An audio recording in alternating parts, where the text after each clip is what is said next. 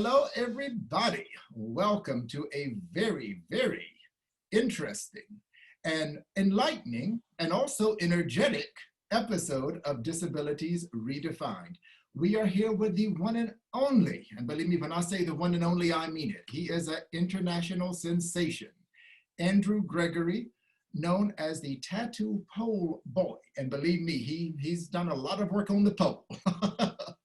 He is the IPSF World Parapole Champion 2019, the Male Athlete of the Year IPSF 2019, and I love this, the Pole Theatre UK Drama 2020 Champion. Is that correct? That's correct. Anything I left out, Andrew? No, not for the moment. I mean, I do hold a world record with my score with IPSF, but yeah, that's by the by. No, that's all right. Oh, it sounds so good when you read it out. Yes, it's wonderful. Well, it's also great. Now, I want you to talk about quickly. Now, what is the name of the short? I love the short. You tell us the name. Yeah. So the piece of film about me is called Inspired by Humans, and it's by a small film company who approached me. They do stories of people that they find remarkable is the wrong word. People that have an interesting angle on life. So they approached me to make this shortly after my amputation. And it actually took quite a long time to make. It took about 6 months, but they would spend periods of time with me where they would follow me around. They did so much footage. They came to the hospital with me. So it kind of, although it took quite a long time, it's a perfectly formed short film. It's like 8 minutes. And I'm so proud of that film. I really loved it. Okay, but now the reason why I wanted you to introduce the title, Inspired by Humans, is because it is so inspiring. It really is inspiring. You know, Andrew, when I watched the movie, what I love is that it is not like one of these, oh, you know, let's play on the emotions factor. I mean, it is full of motivation, it is full of energy, and it's full of you. Okay, so looking back, all right, you make a statement in your movie that when you decided to, because you had a car accident, just briefly, you had an automobile accident, was it? Motorcycle accident. Then what happened is that you went for yoga, if I'm understanding it correctly, and the class that the yoga building or the yoga instructor or something also had the pole class in. So then you became somewhat fascinated with the pole. So you began your career as a pole dancer after the accident and also with your leg, but you say it was incredibly painful, like really painful. Yeah. Now, what I found fascinating is that when you decided to get your amputation, to amputate the leg that had been left, you know, injured after the accident, you felt like it was regaining control. And I love that statement. The injuries that I'd sustained in a motorcycle accident, although I still had my leg and my leg visually looked healthy, there was a lot of damage. My leg was shorter than the other one and my ankle didn't move. And it was incredibly painful to walk on, and it was getting more painful over time. So between the accident and me deciding to have the amputation was 17 years. So I lived through all that period of time with multiple operations. I had like 15 operations on it. And we'd kind of reached the end of the line with options. Either I lived with it the way it was, taking huge amounts of painkillers, or we did something about it. So it was causing problems for work. I'm a hairdresser, so standing all day long was not great for it. Moving around between jobs was not great. So all of this was painful, but I was taking a lot of painkillers, which helped me deal with it. Then when I discovered pole via yoga, the initial part of pole was sort of okay, because it's quite gentle when you first start. But as I was becoming stronger and learning more techniques, I was realizing that actually my leg was holding me back. Mm-hmm. It was also getting more painful. I was becoming more active. It was deteriorating at a much faster rate. And I was limited to what I could do. Now, I didn't make the decision about amputation purely because of my work on the pole. It was a combination of, I wanted to be able to work in a more comfortable fashion, take less painkillers.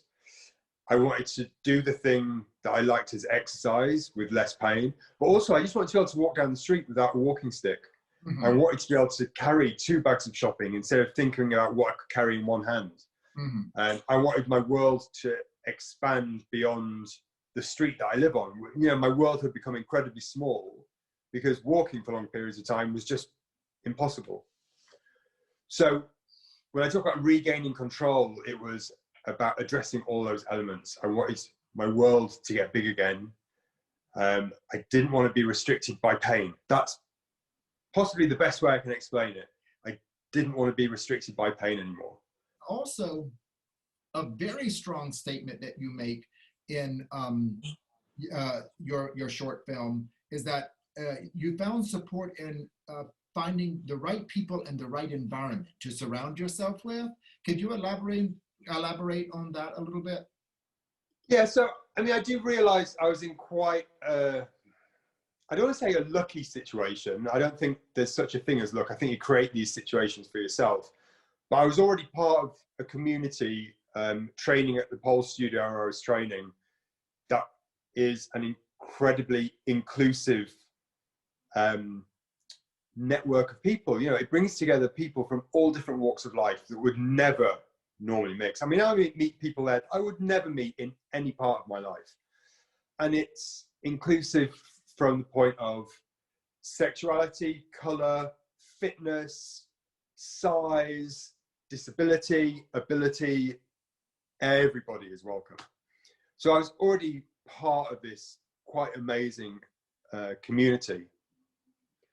So after my amputation, the people that were teaching me actually embraced the fact that they were getting to teach somebody in a way that they had never been able to teach before. So it gave them a challenge as well as giving me a challenge. And the people around me were super helpful. You know, once I'm in the studio, my leg is off, suddenly I've got to hop around. Well, people will bring me things from the other side of the studio. Everyone's very helpful. But I believe everybody can find that situation in their lives, whether it's some kind of social group, an online social group, yoga, Pilates, any kind of thing where groups of people come together. I think if you find that right one that works for you, a lot of people tend to give up very quickly. So you may go to a group or a class and you immediately don't like it. So people think, well, I've tried that, I'm not going to try it again. Well, there is hundreds of other groups and other classes that you could go and try with different teachers.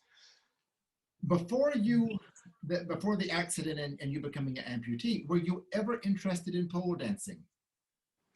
I had no interest in pole dancing whatsoever. And I was so unactive. I occasionally used to, I think I had a gym membership and I would go every now and again because I was paying for it. But I was certainly not into fitness at all, at all. The most I did was dance all night on a club dance floor. So yeah, this is not something that was on my radar before the accident. I am not saying in any way, shape or form that what I do is the best route for everybody. Right. And I mean, you know, exercise isn't for everybody. It's not, I mean, of course, I've taken it to a slightly different level. It's not just about exercise for me. But becoming an amputee is really not the end of the line for anybody. It's very different for me. I had a planned amputation. I had time to get used to it. It was my decision. I knew what was coming. So I do sometimes wonder how it would have been, or how it might have been, if I had woken up the night of the accident and had found that my leg was missing. Would I have dealt with it so well? I can't say. But the beauty of prosthetics, modern prosthetics, is that within a very short time after amputation, you can be up and about and moving. In fact, I got my first prosthetic 8 weeks after my amputation, and I was walking. I mean, I was a fast healer. Again, that's slightly different for everybody. But the most important thing is that you get up and you start moving around. because the longer you sit down and wait for things to happen, the longer it's going to take. You've got to get up, you've got to get moving. Okay, listen, Andrew, your story is amazing. You really are amazing within yourself. I really enjoyed spending this time with you. I did enjoy doing, but like most guests, I really do enjoy doing my homework on you guys, because your I want to call social media personalities are so interesting. Really, my social media. In fact, I had no social media until my amputation. As I was coming up to the amputation, I thought, this is what Instagram is for. This is, you know, I didn't want to do all social media platforms, but Instagram seemed to me like it was about telling a story. And I thought, this is the perfect time to do it. And it's best to do it now as I go through it, rather than in a year's time talking about what's happened in the past. Right, right. And, you know, I wanted to chat to other people that are going through the same thing, other amputees. Social media opens up this world to you that was not reachable before. You know, you can go to the hospital and they can get you to talk to some people, but it's a very small circle, and they're not necessarily the kind of people that you need, that you react well to. Whereas with social media, suddenly I can talk to somebody across the world who I connect with really well, who understands my life, I understand their life, and we can talk about the problems that we're having. Mm-hmm. And in fact, I met some incredible people going through amputation at exactly the same time as me, wow, which was remarkable, you know. And I was doing it from a hospital bed. Wow. They were literally talking about how we were doing on that morning, you know, how's it feeling? How's your mental state? It was incredible. That is fascinating. I'm so glad you said that, because, well, you're in England. Okay, so we do want to say you're in England now. You're talking about all over the world. I'm in New York, you're in England. Yeah. And before you started filming, I wore I wore my overalls in your honor. I am 52, but when in my late teens, early 20s, I lived in England for a while. I was, you know, involved in fashion, and these overalls were the craze over there. And I didn't buy them from any fancy store or anything like that for 700 pounds. They actually belonged to my granddad, and he was a farmer. Right? Because I love that. They were your grandfathers. They were my granddads, yes, yes. And when he passed, my mother said, don't you ever get rid of him. And I've never put him on from the time he's passed until now, until today. Because I was so excited about getting you on this interview. So anyway, it's been a pleasure. Thank you so much. My pleasure.